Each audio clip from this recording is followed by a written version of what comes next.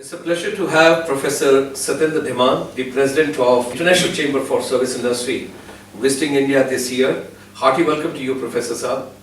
Thank you, sir. He comes from Woodbury University, California, Burbank, USA. A very eminent scholar, author, and of course, educator.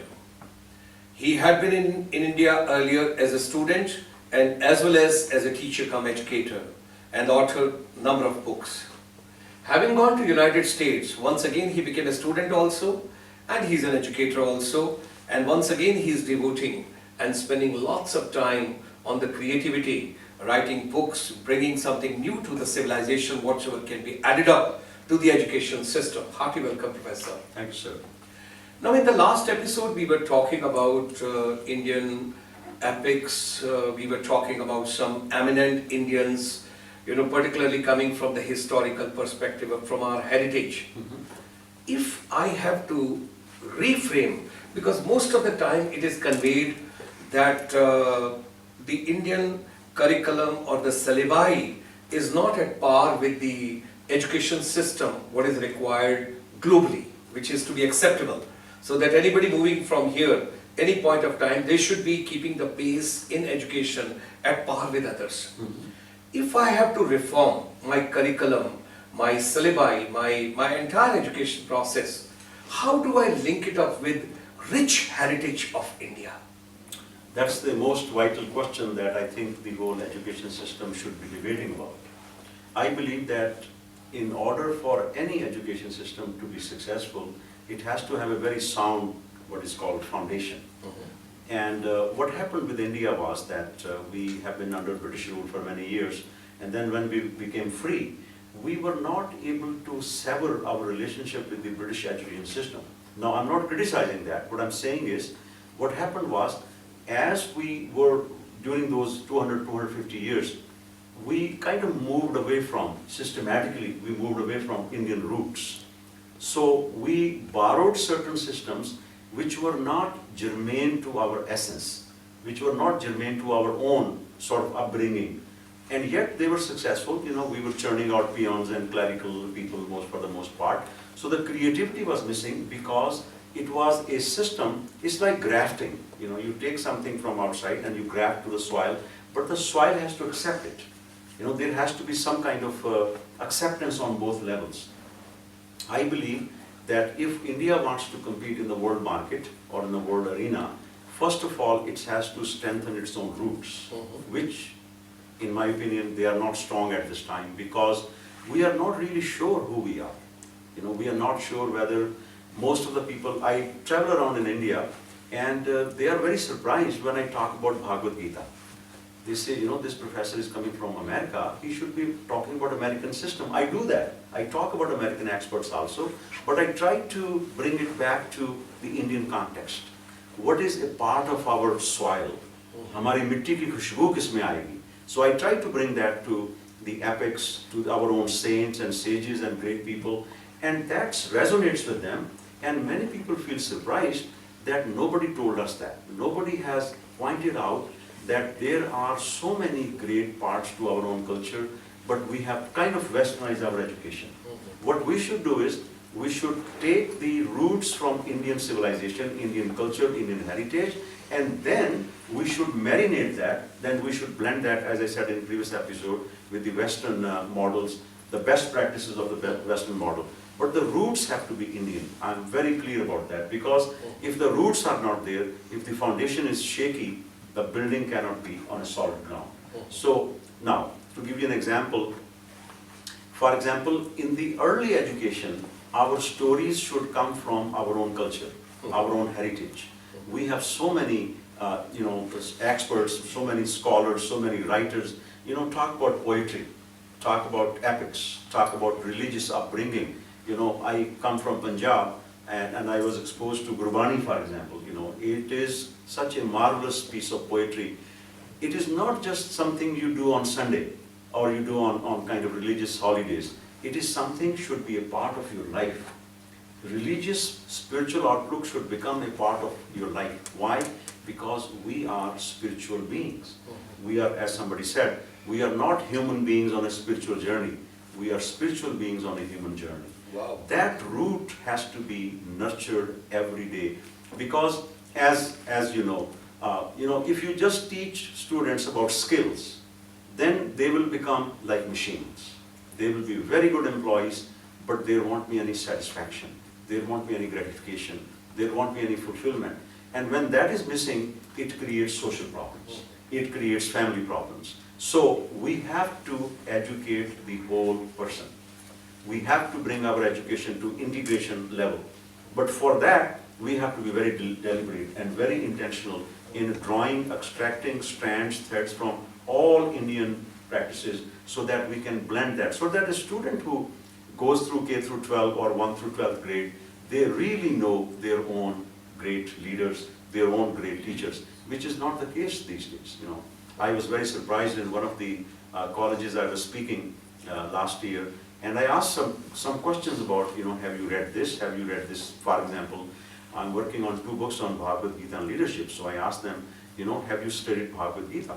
Actually, I was lecturing in Hyderabad 2 years ago on the role of the director of the institute asked me specifically, sir, can you speak about Bhagavad Gita and management? So my lecture was like that. So there was somebody in the audience, a professor of course, because it was a faculty development program. So at the end of my talk, like in the middle almost, he asked me, sir, don't you think, you were talking about Bhagavad Gita, don't you think that Bhagavad Gita and Quran and Bible and some other religious scriptures, they talk about the same thing?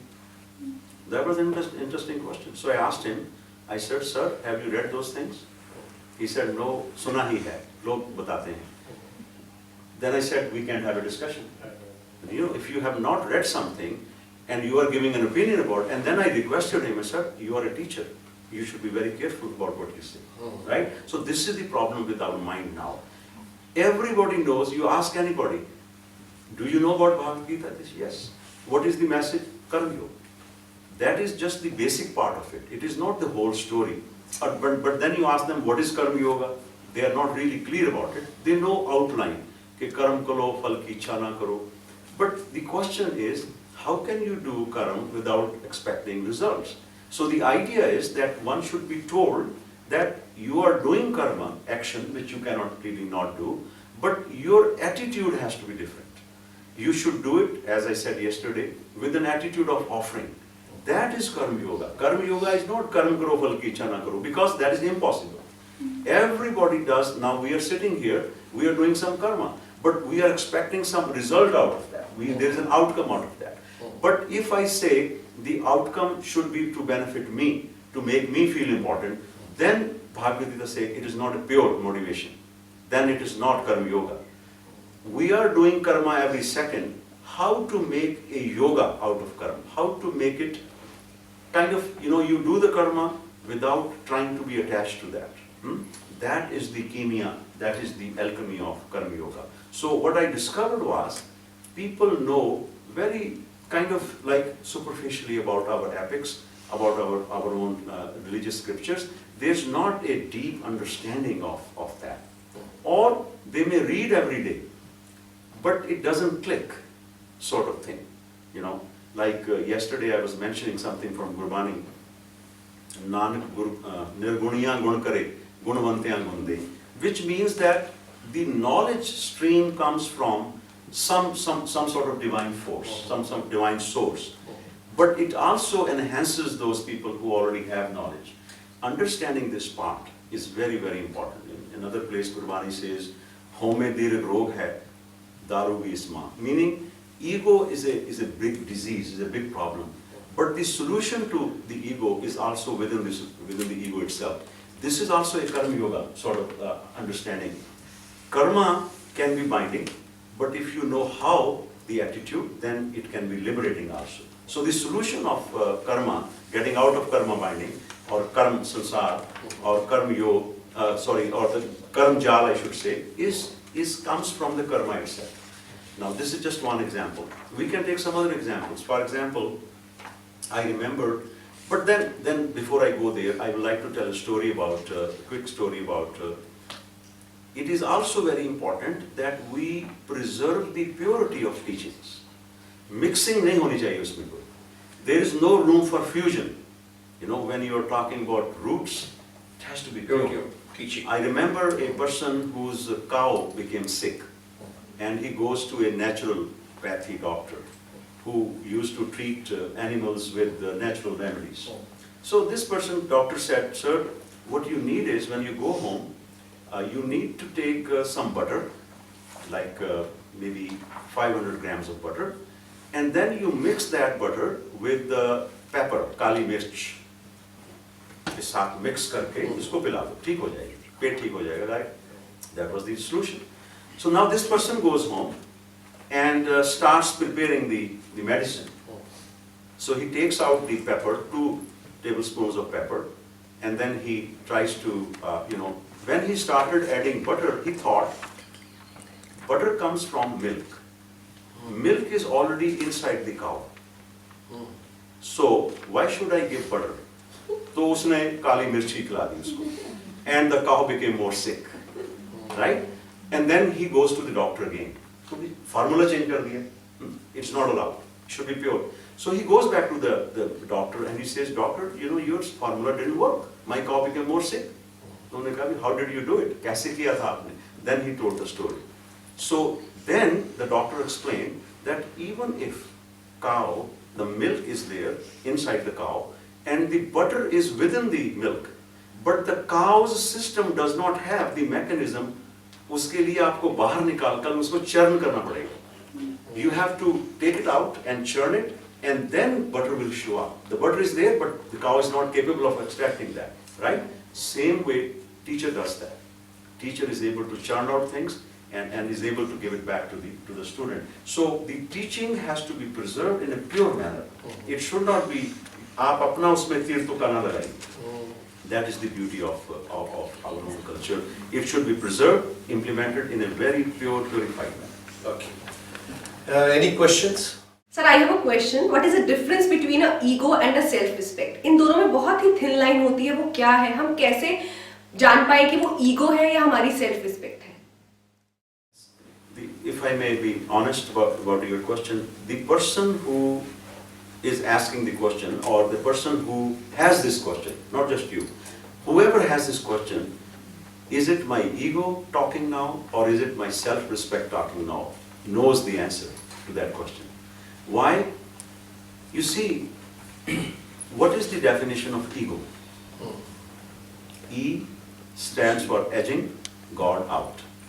Meaning, whenever we are trying to take the credit of everything for us, that is called ego. Self-respect means, now there's a trick to that. Self-respect should not be made visible. You should have self-respect within yourself, inside. Outside you should be humble. It is like the word business. You look at the word business. In the word business, you comes before I. That means put the other person first. And I is silent. You don't say busyness. The word I is not pronounced. So आपका जो ego है, वो silent चाहिए. Only then you will be able to succeed in the business of life, like in any other business. So ego is it's a false self-pride. And the more you know about yourself, the more you will know when the ego is working and when you are operating from your self-respect. And again, the person who is asking the question should be able to know that through self-awareness, and then you should be able to check it. Because sometimes you're sitting in a meeting, somebody is talking, you feel like interrupting. If you are self-aware, you will say, don't try to go on ego trip, I need to be silent, let the person finish their talk, right? So that way you are able to. The other thing is, ego tries to prove itself all the time. You know, people who like to prove, that is ego, that's one of the. Self-respect is something which you earn from other people. You cannot enforce self-respect. You cannot ask for it. It has to be earned. It just comes after as a byproduct of when you are doing something good, you have some qualities. The self-respect comes on its own. It goes back to my earlier point the other day about the difference between duty and rights. If everybody takes care of their duties, rights will be taken care of. Similarly, if everybody keeps their ego in check, everybody's self-respect will be fine, and in that way, your own self-respect will be established. The beauty of self-respect is you do not have to ask for it. It is a given when you are doing the right thing. It comes automatically. Like a perfume. A flower does not decide to give perfume. And a flower also does not decide कि पड़ोसी से मेरी बनती नहीं तो मैं अपनी खुशबू वहाँ नहीं भेजना चाहता. Right? A flower when blossoms, it is for everybody. Same way, so understand it this way, ego does not exist. You will be very surprised to know. If I ask you, can you show me your ego? You won't be able to. Ego is just a figment of imagination. It is a concept. It is an imposter. We just believe in it. It has no real entity. Right? So when you know that ego has no self-entity, self-existence, and I am devoting so much time to it, you can save that time and create good qualities in you which will give you self-respect. So from that point of view, save the time from ego and devote it to developing some qualities, then everybody will give you self-respect, in my humble opinion. Wonderful perspective. Yes, please go ahead. Sir, I would like to ask that in 2013, an Indian school introduced a chapter on the life story of Priyanka Chopra, who is very well-known celebrity of India. So we are talking about making mythological stories as a part of the curriculum of students in higher education. Do you think that the life stories of celebrities should also be a part, and they will be able to attract more attention of the students rather than the mythological stories? It depends upon what you are trying to teach. It depends upon what values you are trying to inculcate in the audience. I have no desire to criticize anybody, including Priyanka Chopra, right? But the point is, we are talking about two different things here. We are talking about some information which is time-tested. We are talking about those great people who have stood the test of time.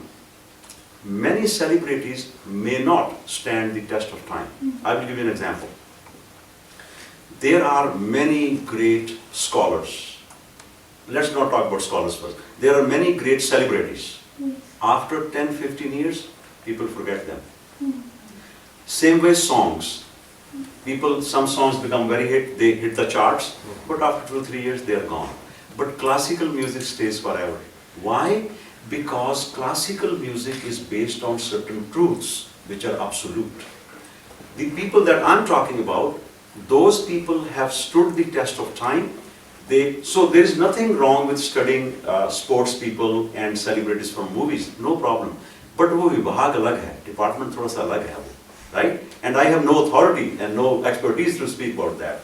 My point is, we should put our faith more on those things which has been time tested. Thousands and thousands of years have proved that those people, that teaching, you see, there will be many books in the world, but the place of certain books will always be important. Thousands and thousands books are published every day, but when somebody talks about Bhagavad Gita, Ramayana, their place is different. Because they embody certain truths which are universal. They apply to you, they apply to me. They apply to me when I'm today, tomorrow, and a year after. Many examples that you gave, have you given, they are very good examples. But 20-30 years from now, मुझे भी अहले जहां भूल जाएंगे शहजाद, खबर किसे है डूबे हुए सितारों की. तो if you pin your hopes with सितारे, तो वो चढ़ते और डूबते रहते हैं. हम आपकी दृष्टि रवि, सूरज की तरफ ले जाना चाहते हैं. Sun, which is always going to be there. Thank you, sir. Thank you, Professor. It was such a wonderful to have the insight from you onto the Indian education system. Thanks for this episode, and we will take on the vocational education in the next part of our deliberation and discussions. Thank you very much for joining us. My pleasure.